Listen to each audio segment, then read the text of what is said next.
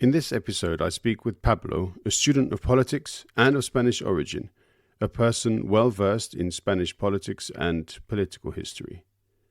Our main topic is the rise of right-wing politics in Spain, scattered with the odd pinch of right-wing politics elsewhere, mainly in Europe. What are the power considerations of the right? How to take advantage of weakness, how to create power within a vacuum, how to dominate in a space where anarchy might reign. This is the right wing, the confident bluster of the ultimate show people, giving an authority to concepts that deserve no authority and no space in public discourse, and yet they come, seizing the day and pushing their agendas on the unwitting victims of their own propaganda. They create fear in the people already concerned about the state of their lives. This wasn't what they thought would happen when they were kids and went to school and studied for all those years, then falling in love, having dreams, maybe children, more love, and then responsibility, and then fear. Create the fear, massage it and channel it, and that leads to a ready acceptance of one's dogmatic power charge, the rush and the adulation, the unquestioning support for the hangman's noose. Academic language and how that can affect political identity, orientation, and engagement direction is a problem I have had for a long time. The left, so focused on morality, preparedness, justification, and evidence, is so damn complicated. Say it like it is. Stop being so educationally elitist. Sorry, rant over. Thanks, Pablo, for taking the time to chat with me. Enjoy.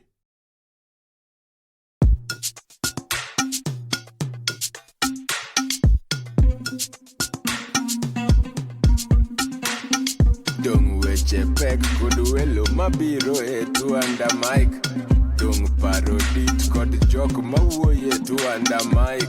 Seche tin sud buta wawinji etu under mic. Wola wachokre wabed piny biwa winje ero chako moment ndi and a podcast makende. So I'm joined by Pablo, a good friend who we share lots of interests with. Pablo, how you doing? I'm doing fine. How about you? Thanks for inviting me to your podcast. Yeah, to be honest, it's long overdue. I should have invited you a long time ago, but I was enjoying our sort of basketball engagement so much that it slipped my mind. But we actually met at Amnesty when we were both engaged there. And you are still engaged with Amnesty in a certain capacity on a very interesting topic. Would you like to talk about that a bit? Yeah, sure. So I worked for Amnesty for a year, which is where I met you. And then for the last year of my master's degree, I decided to create an initiative at my university, which is under a network called the Digital Verification Corps that belongs to Amnesty. And what we do basically is we conduct digital open source investigations on human rights violations across the globe to investigate the human rights violations that are happening through the verification and discovery of open source content. And yeah, that's a way that we support Amnesty's investigations on these violations and help them put their reports together with verified and trustworthy information. Cool. Okay. And so I guess some of the results of these investigations people can find in the numerous Amnesty reports that are published on a weekly basis. Is that correct?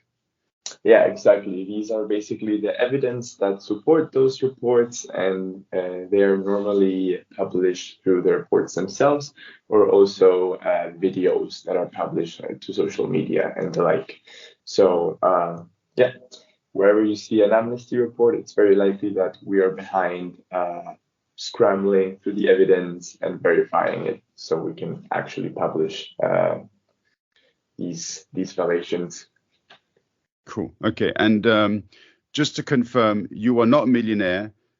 You haven't been funded by crazy business interests and billionaire politicians and so on. You're just a hardworking chap, right?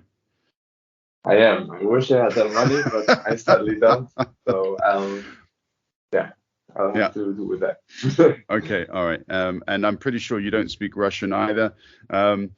I'm just saying these things because on social media, when I read some of the criticisms that people have for Amnesty's reports, and some of these reports are painstakingly gathered with a lot of hard work from a lot of people. And then when you see on I read online, people just dismissing these things for bias, propaganda, it kind of makes me angry because people are really missing the point, and they don't actually understand where Amnesty comes from. So, that's why I just wanted to confirm what the status was. A bit tongue-in-cheek humor. Sorry about that. No worries. Yeah, but I mean, I'm sure you're familiar with this kind of sort of online, not necessarily abuse, but it's there, isn't it? Yeah. I mean, I'm very aware of the so-called shitstorm that Amnesty is subject to these days, and the questioning of their work, most importantly. And that's why work like ours is so important to make the evidence undisputable and to make sure that everything published by Amnesty, every report, has a solid background that we can rely on. And because there's so much misinformation these days, so many people that want to instrumentalize misinformation to their own sake, it's important to have a objective, fact-based backbone to defend all of these claims. So definitely. Yep, absolutely. And that really does kind of lead us gently into some of the topics that we're going to discuss today. But essentially, we're going to start with the rise or the return, I should actually say, of the right in Spain in some instances. And obviously, you are of Spanish origin. So, but more than that, you've done quite a lot of studies on the right in Spain. So are you at all surprised, first of all, that the right has made a return in Spain? Well, I can't say I'm surprised, to be honest. I've been researching the topic of the far right in Spain throughout my bachelor's, which I finished 2 years ago. And it was clear that the far right was making a comeback. Spain is a highly polarized country since forever. It starts with the civil war in contemporary history, I might say. And since then, it's always been a polarization between the left and the right. And the last years already pointed towards a trend where the far right was rising with the discontent in economic terms, in terms of the migration that was coming to Spain, and was as other, for example, left parties were rising, apart from PSOE and PP, the main two parties in Spain. There was also the far right that wanted to challenge that establishment. So this rise in extreme parties on the left and the right was something that has been growing in the past years.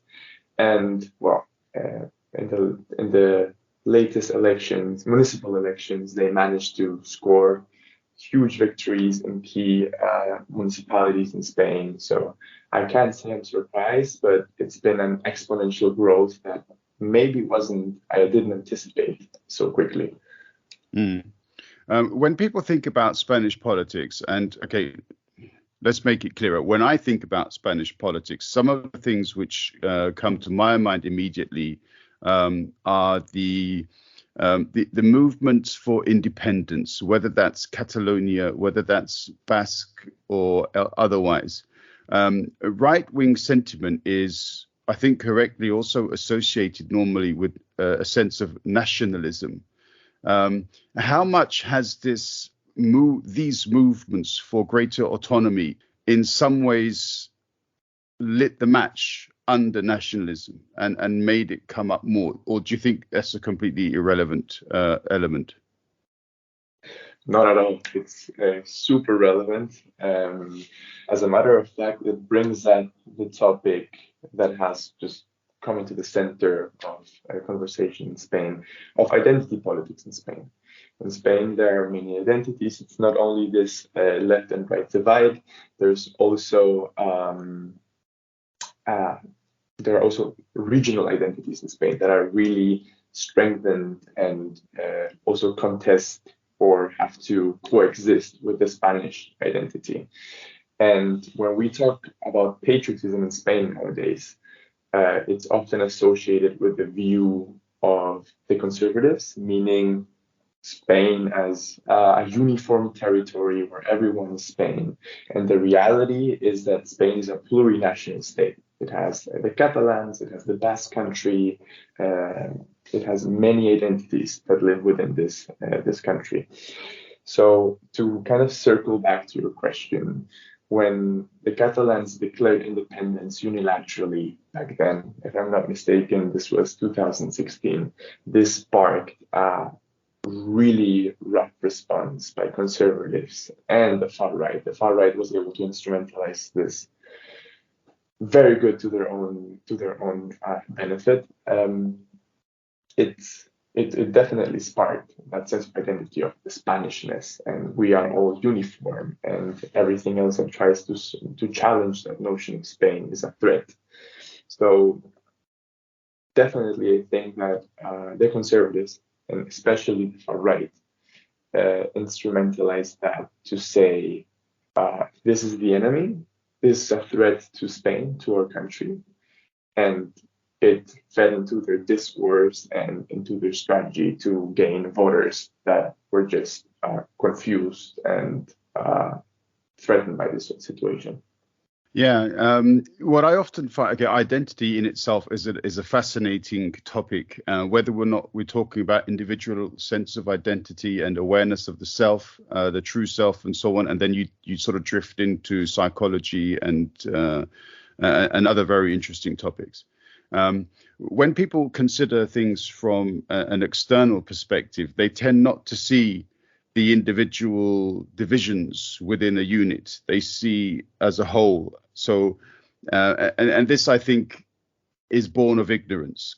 To speak about what's happening in Spain and to only say, yeah, the Spanish have become now, very nationalistic, they're all fascists and so on, is a very ignorant perspective to take, because then that would mean to ignore all of the various elements which are currently bubbling up inside Spain. And it's the same for every country.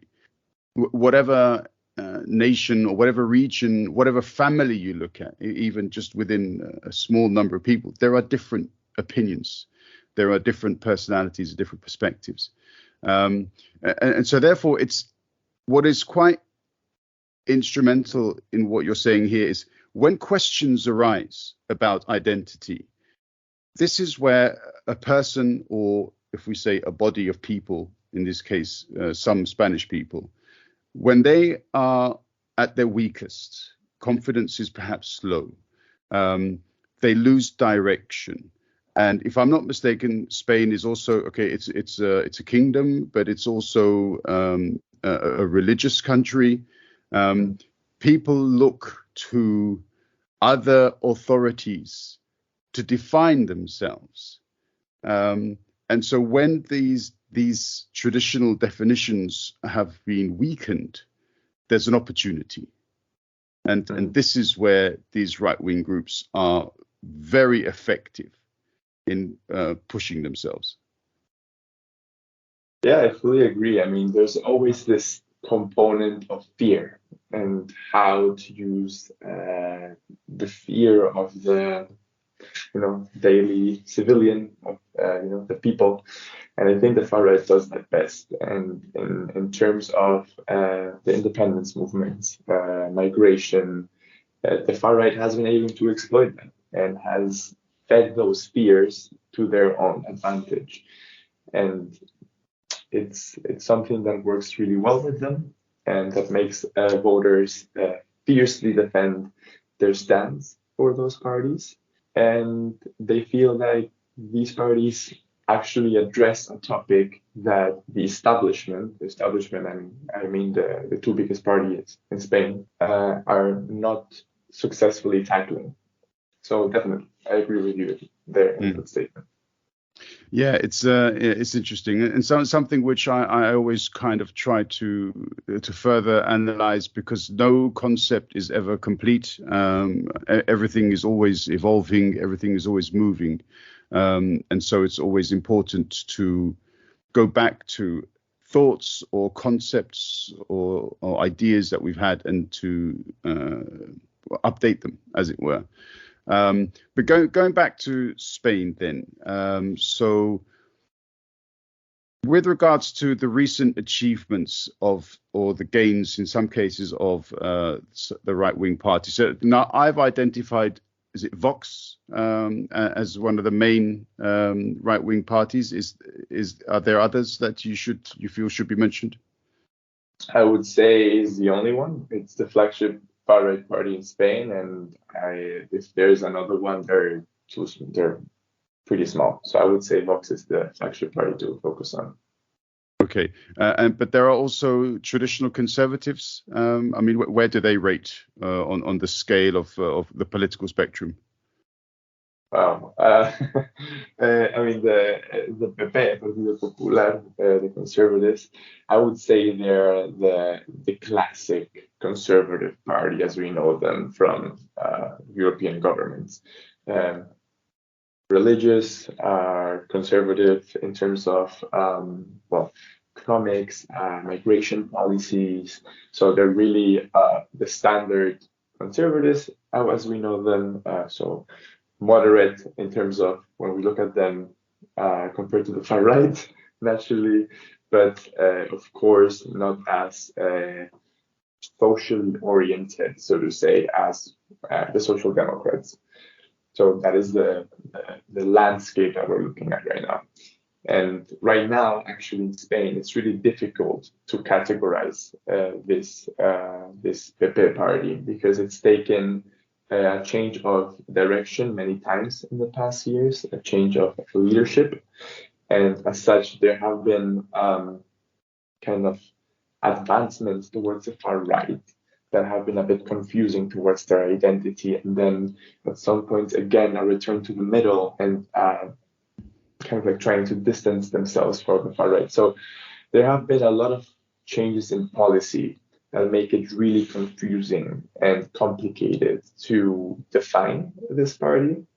And right now, with the last municipal elections and the last national election, it is clear that they have been getting closer to the far right, carefully, very carefully, without wanting to categorize themselves as such.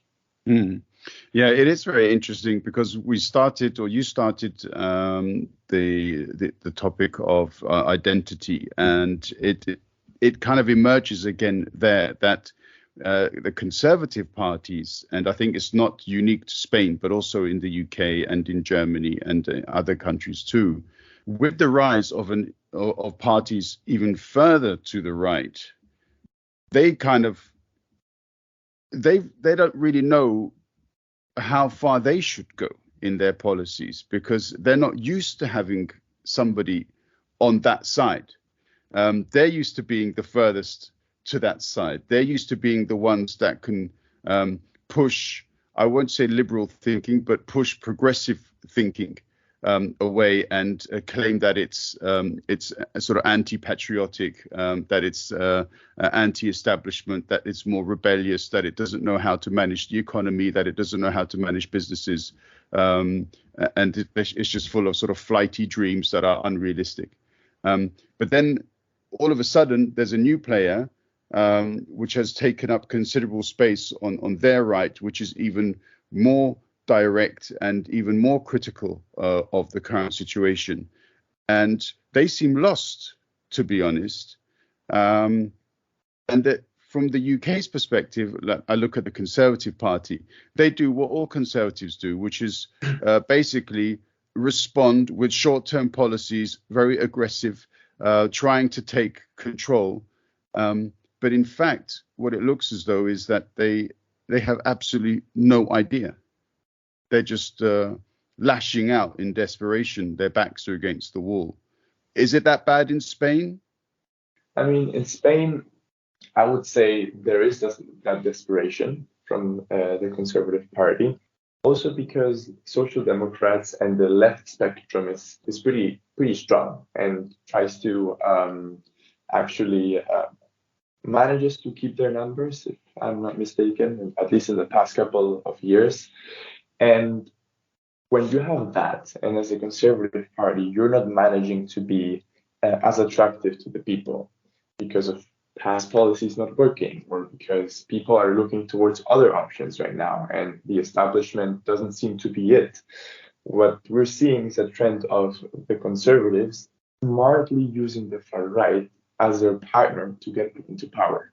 So not necessarily saying we are far right, but to sort of have a debate and a discourse that positions them close to the far right to an extent that they can get into government, like Sweden, if I'm not mistaken, and Finland, governments that came into power through that far right support, but without, as I said, without quite defining themselves as far right. So it can be always like a question mark in the heads of voters. Are they really going to go that far or not?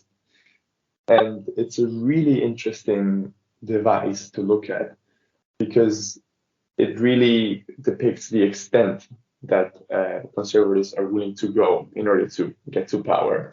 And it also highlights a trend lately of how conservatives are not managing to win elections on their own. They're having to play smart politics, side with these new actors outside the establishment, that sometimes are very questionable to voters, in order to overpower the other political spectrum, the so-called left. So it's definitely, I mean, interesting in the academic term. Personally, to me, it's not. And yeah, I think that's the trend lately, and we can see it in a lot of countries that they just don't manage to do it by themselves, and they look towards these parties to do so. Yeah, and that's also an interesting point. This the academic approach. I mean, when we listen to podcasts, other political podcasts, and they have these fantastic, extremely intelligent professors on, and they do analyze things in this, not, I wouldn't say cold manner, but in the academic manner is almost like you observe reality from a distance, and you're kind of outside of that reality, and you're simply commentating on it. Whereas a lot of people, they are within the situation. They are the ones being affected by political decision making. They are the ones who perhaps cannot afford to feed their families, who have 2 jobs, or who don't have a job. They can't afford the luxury of ruminating like an academic and sitting down and analyzing things. So as a result of that, other political commentators come in using the language of the common person. And all of a sudden, the common person says, you know what, that person is more representative of how I feel. And therefore, they are more likely to gain that vote. Not because perhaps the common person has suddenly moved to the right, but it's because a relationship has been created there of understanding. Or maybe this person knows what I'm suffering. Let's see what they're talking about. How is the level of discourse in this case? Because I consider myself to be a socialist, but I want to be a practical socialist. I think too much of the socialist communication is academic. Too much of it is intellectually based, and not enough of it refers really to what the people are feeling. How much of the discourse in Spain reflects that, do you think? Well, I will tell you this. As I was studying my bachelor's and focusing on all these topics on the far right in Spain and Spain in general, as I was going back home, I always felt, okay, I know what this topic is about. And the arguments I have, like go into the deepest aspects of, this topic through academia, through writing papers. And then you sit at the family dinner table and you basically see that academic language, that academic knowledge is not as effective, as a matter of fact, in those conversations. It was really frustrating to me at first, but it is what you said, the language of the common person. And I think in that regard, academia, in regards to Spain at least, is deeply flawed because many times it comes from actors living like that are diaspora, they're living outside of Spain, or actors that do not take into account these ground levels of interaction, like sitting at the dinner table with your family and hearing the arguments that they've heard through the news. And circling back towards the question of discourse and why there's this divide between academia and, I would say, like the regular non-academic person, is that the discourse of the parties in Spain, more specifically the far right, but it has translated into most parties because it's the way that parties know how to make their discourse successful, is the antagonization, so to say, of the other. And the far right does this very effectively to sort of detect the enemies to their own identity, to their own values, and just call them out in their discourse, pose them as a threat, pose them as a danger to that sense of identity. And this is something that whenever it is talked about on the dinner table, it's always what's being cited. Oh, but this politician said this. Oh, but now, they refer to migration and how it's endangering our girls, we say, to kind of like cite this fear. And when you see this nature of discourse in Spain's politics that the far right and the left back then with Podemos introduced, and now it's kind of gotten to the mainstream where even social democrats and the conservative parties use these rhetorics, it makes it really difficult to have a conversation between actual like the common people, I will call them, and academics, because there's this divide, and that's what the debate is looking like right now. That's the nature of the debate. So it's going to be a highly polarized, a highly antagonistic debate, they call it in academia, where like you make the other one the enemy, and they're the enemy because of this fear and danger that I quoted before. So when it's so emotionally charged, academia cannot pierce through, cannot get into people's heads, cannot make sense of what you said, the problems we're facing. And I think that's very important to highlight in terms of the discourse and the nature of the discourse politically in Spain. Yeah, this seems to me to be almost born of, and I don't want to give the UK credit for this because I don't think Spanish politics would ever accept that anyway. But this seems to be kind of born of the adversarial legal system of Anglo-Saxon law. Whereas, as in, I think in Europe, you don't necessarily have a defense against the state or whatever. You've got a judge who actually has a far more active role in trying to understand what the truth is. Whereas Anglo-Saxon law is more based on who can provide the best argument. And this adversarial system kind of lends itself also to a binary mindset. It's one or the other. It's you or me. There is no other alternative. And unfortunately, we kind of see this playing out in also lots of other political arenas and conflict arenas around the world, unfortunately, that it's them or us. And obviously, that's never a good situation to be in. But it also plays itself into right-wing propaganda, this sense of binary. And looking a bit more as to Vox, for example, and some of the things, because they kind of first took their control, as it were, or stranglehold in Valencia, if I'm not mistaken. And they immediately targeted the LGBTQ plus community in the area. I was always under the impression that the LGBTQ plus community or movement in Spain was quite strong. Is that not still the case from what you are aware of? It is, as a matter of fact, really strong. And as soon as Vox entered the municipal government of Valencia and they started doing these things, removing the LGBTQ flags, banning films to some extent in municipalities that included such content, I would call it, they actually got massive backlash from the movement. And it came back to that kind of polarization between the LGBTQ movement and the more conservative, religious part of Spain. Of course, going all the way to the far right, but it again shows this societal split.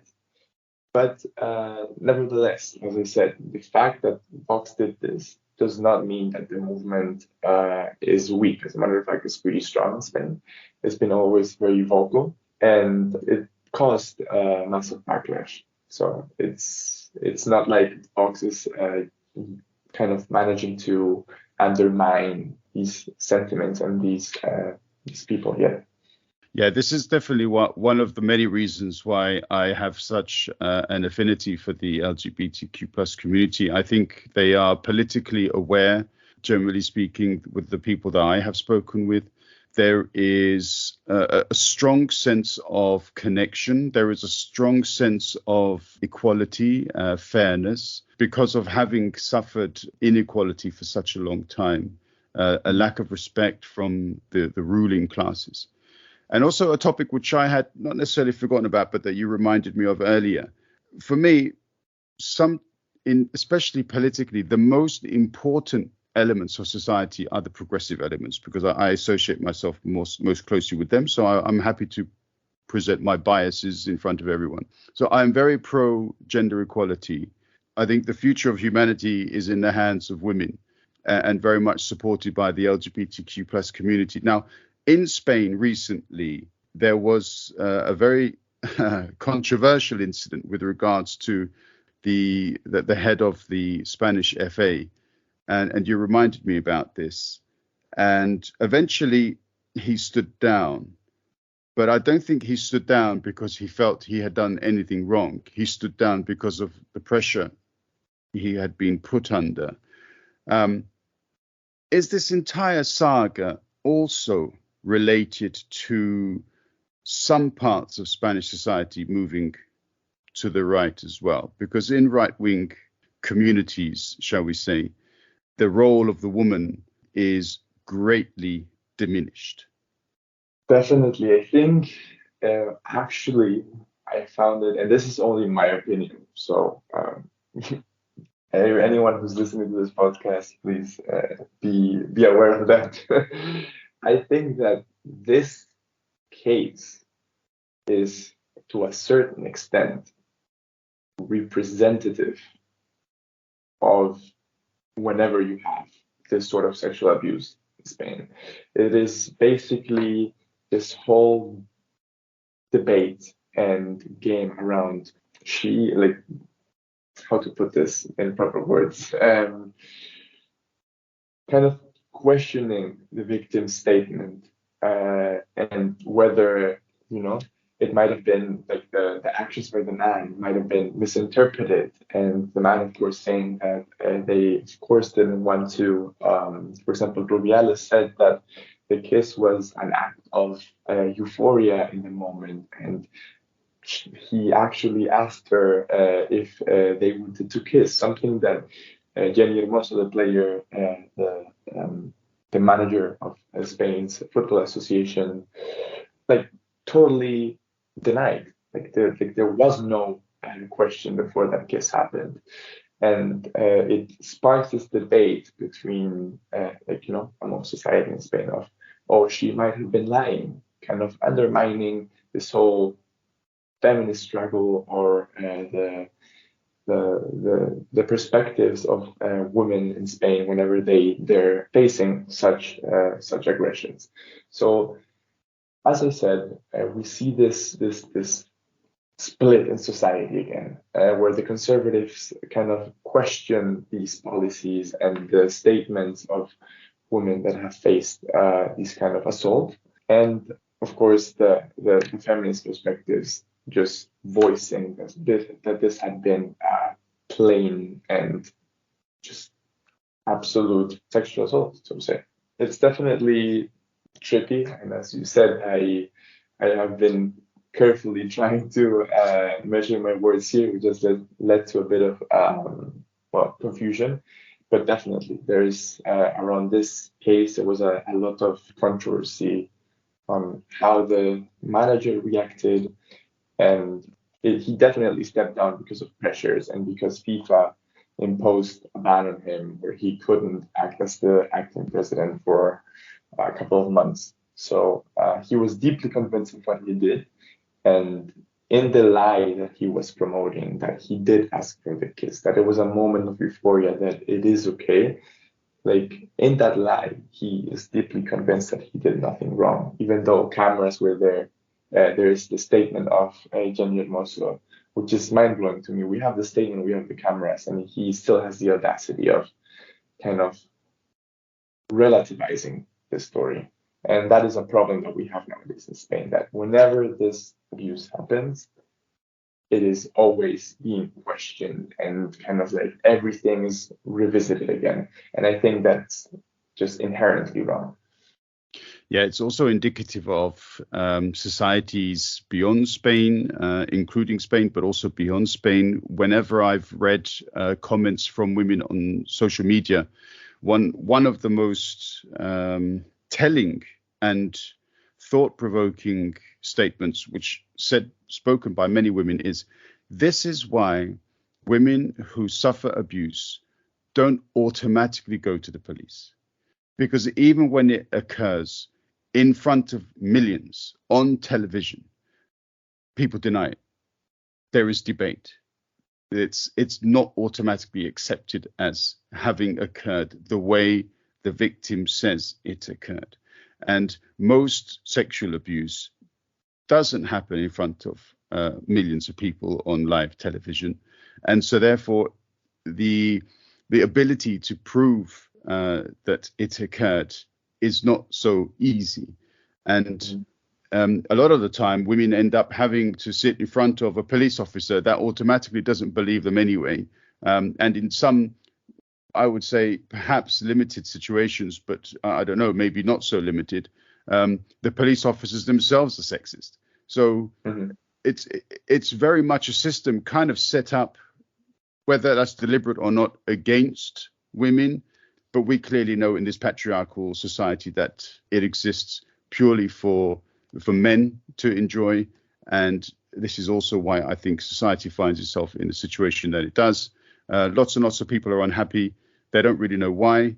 I think one of the reasons why is because women aren't in charge enough, really. I think if women were given the opportunities that men have had over the last 300 or 400 years, we would be living in a far happier, far more content and more environmentally friendly world. But yeah, time will tell whether or not humanity wakes up to these facts or not. Moving on, though, things didn't quite work out the way that the right wing thought. So even Giorgia Meloni went to Spain and helped to campaign for the right wing, but they didn't really push on from the early successes that they had. And as you said, the Spanish left has maintained its levels in the face of this right-wing onslaught, and they retain control to some extent. Yeah, I mean, I think the only good takeaway from those municipal elections earlier this year, where the far right won in so many municipalities, is that the Social Democrats were able to mobilize voters and to kind of instrumentalize that view that the far right is taking over. It is now or never in these national elections where we can stop this. And this was a masterful move by Prime Minister Pedro Sanchez, because he knew that if he let the far right just take over the municipalities and wait until a later on election, he might actually fail. And using this momentum to mobilize voters and to highlight the fact that the far right might be taking over Spain, that actually helped a lot. And the conservatives and the far right tried pitching the government recently in Spain. That session, of course, failed, where that government was not voted in. And now we're in this limbo in Spain where the Social Democrats will try to push for a government of their own. And the only way they could be able to get the numbers together is if they side with the more pro-independence parties in Catalonia. And that is already something that we don't know yet if that's going to be successful. Because these parties, for example, are asking for amnesty for those politicians that got imprisoned back then in 2000 for the acts of 2016, something that a lot of people in Spain are against. So we're right now in a limbo where the Social Democrats might have to side with those pro-independence parties that are not liked in various sectors of Spain society. And I'm sure that if they end up being elected into government, it's going to further feed into this polarization, into this antagonistic debates. But it might also fail, and that would cause yet another political blockade in Spain, like the one that happened a couple of years ago, where we were not able to form our government, and that created a political paralysis where, no politics could successfully be done in the country. So it's very interesting to see what direction Spain will take and whether we'll try this bold approach by the Social Democrats featuring Catalan parties, or if we're entering another blockade because of our incapacity to actually talk things through outside of the stone. And in Spain, for example, the thought of a grand coalition like it has happened in Germany is just unthinkable because of its rhetorics. And that might have been something that could have broken this blockade. But as you know, that is something that parties will rather not have. So it's representative of the situation and the problems that we've talked about. But that's the situation that arose from that, and that mobilization of Social Democrat voters. Yeah, it's interesting because I also think that political parties, and I'm sure I'm not alone in this, political parties far too often think in the short term without enough consideration for potential long-term consequences of their decisions. If the left is going to embrace the independence movement parties in the short term, then they have to be willing to forever be associated with the movements themselves. And that will obviously play into the hands of the nationalists on the right, and they will never be able to change that. So I'm sure they are aware of these facts. Time will tell. Time will tell, because political parties have really flown out of political debates because of these individual decisions. I think, for example, in Germany, the Green Party suffered for about 10 years because of their previous coalition government decisions. It would be a real problem if in Spain the left was diminished because of a single decision to get power in the short term. Yeah. But at the same time, pay attention to how the left will be scrutinized by this move. Yet the conservatives were siding with the far right. There is this question, like they could maybe bounce back because their association to the far right is not like quite as blatant. I mean, there is for sure, and they are being scrutinized for it. But there is this sector that is like, there is a justification for this. Whereas with the Social Democrats, if they really take this step, they will be scrutinized. Yeah. So it's interesting to see how the conservatives have been smart to relativize this relationship, put question marks, make this really confusing. And the Social Democrats, who are not hiding as much. It's like a death sentence, it feels right now. So Could be. if we look at both sides, it's really interesting to see that.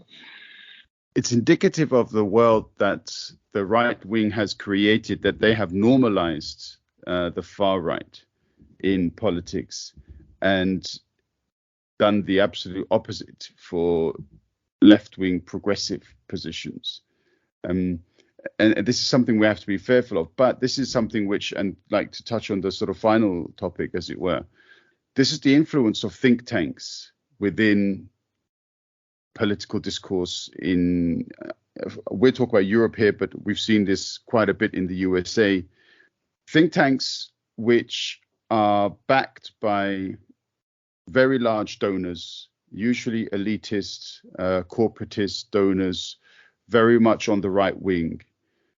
They are organized, they are dedicated, they have people at hand, thousands of people if needed, to conduct online campaigns. They are ready for whatever battle the political arena presents them. And I am sure, unfortunately, that the left wing doesn't have this. Now, either that's because there isn't so much money, or it's because they're not willing to engage with external groups to provide that kind of support. Where do you see that? Because the online battle for politics and influence is relatively new in politics. So I know you saw me right now scrambling for my phone very quickly as you were saying this. And I just remembered this this news article that came out barely a week ago, where it said that Vox managed to gather 1.5 million euros in private donations in 2019, which is nearly double the amount that all other parties together were able to bring in the same year. So it really makes you think about a lot of things. Like, first of all, these parties, in terms of more public funding, they don't get as much funding because it's, as an institution, for example, a public institution, sponsoring these parties is always something that might fire back on you naturally. But private donors, it's a bit scary that that Vox was able to raise so much money, and it poses a question of who are these people that have this amount of money. It of course points toward the higher end of society, so to say, and the higher socioeconomic statuses. Will we ever know who they actually were? It's really interesting to think about who are these seemingly very powerful people that are behind the far right and trying to disrupt national politics through their massive amounts of money. In the end, if the far right is so powerful, it will probably be because these very powerful people, very rich people, were able to fund it and are trying to get their interest through with this party. So it's a bit scary, in my opinion, to see that private donations are so big, especially with far-right parties. And in my opinion, it poses the further question whether there should be more transparency and or even regulation when it comes to private donations. In Germany, for example, there are very strict laws in terms of donations to NGOs or political parties. And if I'm not mistaken, every donation bigger than 10,000 euros now has to be publicly disclosed in this called lobby register, where the person is named and the amount that they donated. And I think that's actually, whereas some people will have concerns on data protection, of course, like Germans, we know that Germans have. It is a matter of transparency that I think would give us some insight into who are the people that support these parties and what are we really looking in here. So yeah, just food for thought that I wanted to include for sure.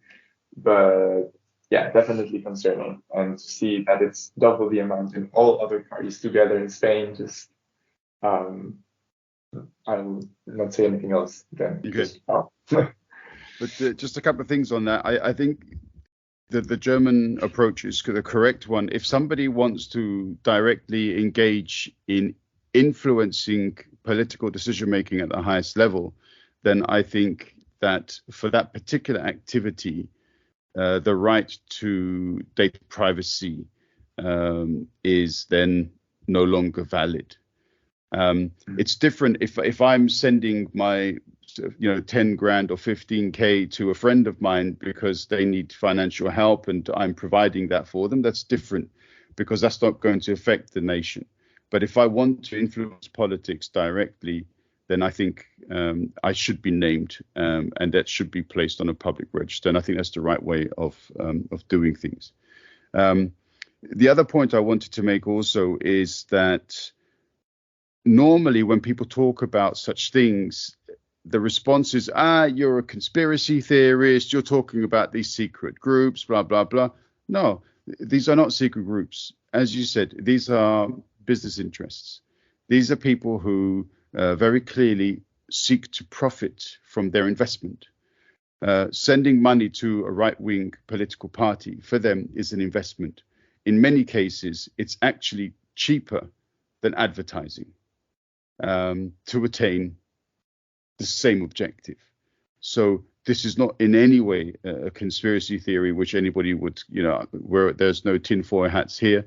But they have to realize that the game has changed a little bit. What in the past necessitated secrecy no longer is there. It's very open. But people have to open their eyes to see it. And I think at the moment, we're still not there with the majority of the electorate. So, yeah, okay. Every bubble bursts. I think that's just the nature of bubbles. Unfortunately, at the moment, we are riding a kind of situation where there is a lot of dissatisfaction, disharmony. There's a lot of fear. There are impending tragedies everywhere. If we look at what's happening around the world, in the Middle East, in Ukraine, climate change, poverty, refugee crises, and so on. And obviously politics and politicians are pouring their propaganda bullshit into this bubble. Can you see this bubble bursting anytime soon? Or do you think it still has a few years to grow? With the bubble, you mean the propaganda bubble of these? Yeah, the right-wing parties? bubble. Yeah, the right-wing bubble that's growing. As a matter of fact, I very sadly, and there is a gut feeling that I have, that it will only be growing in the coming years as we have increasing conflict and hence increasing migration crises. As we have these highly polarizing issues, as you said, like climate change, and we face the biggest inflation we have yet faced. I think these parties will be able to feed from that, from those problems. And it is historically known that wherever there has been conflict, the conservatives or the far right manages to make themselves strong because they specifically feed from of those fears and are able to make themselves strong and look like the safe haven, so to say, in this regard. So I think I have the gut feeling that it will grow even more, and that it's for us to stop, so to say, the people that we actually use our reasoning, that we inform ourselves, are able to counter misinformation and to tell it apart, of course. And it is a difficult task, and it's a difficult task to generalize among society. But something that we cannot forget is that the people are the ones that put those parties in power, and that we can definitely fight this gut feeling of, okay, it's happening all over again. We're letting the far right governments govern.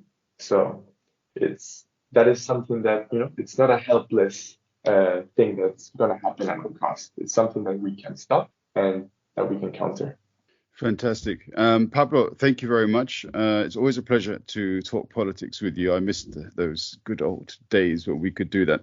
I'd love to talk with you further on a few topics. We only touched on some things briefly, but if you are available at some point in the future, it would be great to continue our chat.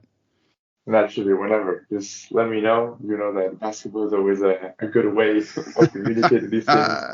And thank you so much for inviting me into this beautiful podcast. Yeah, it's a pleasure, man. Absolutely. Thank you very much. Thanks for your insight, your knowledge, and I'll see you on Saturday, bud.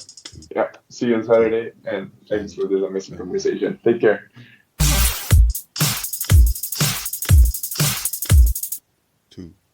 And a mic.